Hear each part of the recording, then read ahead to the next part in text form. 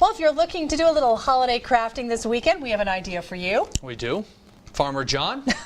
Farmer John Martin. E-I-E-I-O, right? Getting his hands dirty with Larry from Pikes Peak Urban Garden with a quack quack here, huh?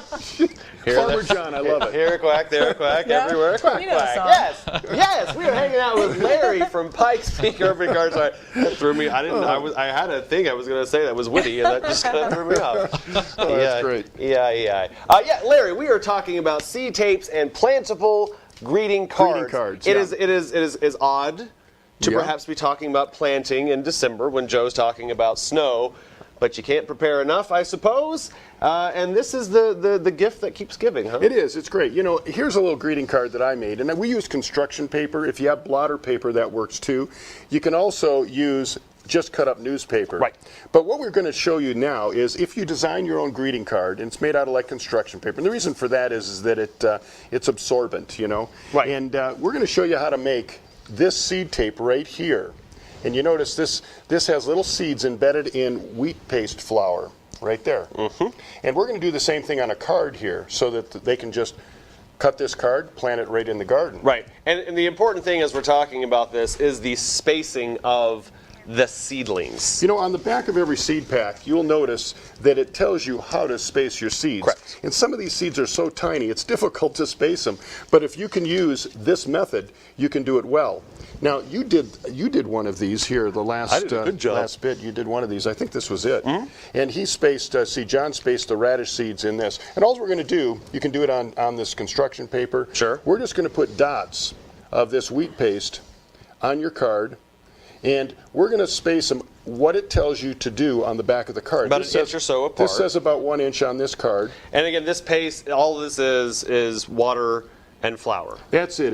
You just get some flour and you just get a little bit of water, mix it up so it becomes like a gooey little paste here, and then you just dabble it on. Mm-hmm. And now here we go. We're going to add a little bit of that radish seed to that. Correct. And so here's, I'm going to let you do that. Oh, here wow. I'm getting on up here. Okay. Yeah. And now you can do this with any kind of seed, but especially it works well with the small seeds because those are the ones that are hard to plant, like carrots and lettuce, radishes, spinach. Those work particularly well. And one of the things that, a lot of people don't maybe have necessarily a taste for radish or they haven't developed it yet. Basil is kind of a universally appreciated thing. But they always give you like 500 seeds in a package. And they do. Like two basil plants will really kind of take care of your needs for the season, right? Well, if you just wanted to enhance some of your dishes, that'll probably do it. But basil is what they call a 60-day plant, which means in 60 days it starts going downhill. So you want to plant it we plant a little bit extra basil every 3 or 4 weeks during the season. I did not know that. And here I have some basil seeds that have been stuck in the wheat paste. Sure. And when we plant those, let me show you here how easy it is to take this little thing or your greeting card once it dries. They can cut that. Just move your soil apart like that. Place that basil seed right in that little trench. Cover it up. Water it. And, of course, do this only when the weather warms up for basil. Right. When you receive this card in December, don't do it immediately. Save it for late spring when the weather warms and all danger of frost is past. And your basil then will start to grow in that spot without you worrying about spilling too many seeds in that hole. And just if people are going to do this weekend, this paste takes about a day and a half to really kind of... Yeah, don't close your card right away if you do it inside your card. Or if you do it on a strip of paper like this.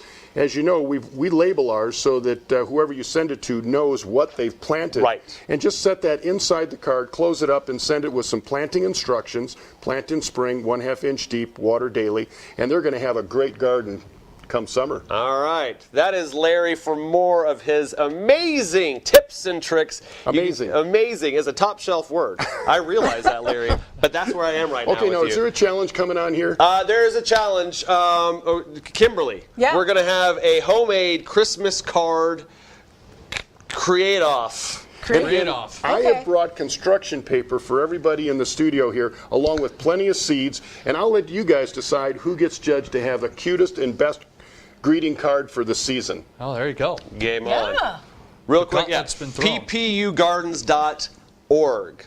All right. ppugardens.org.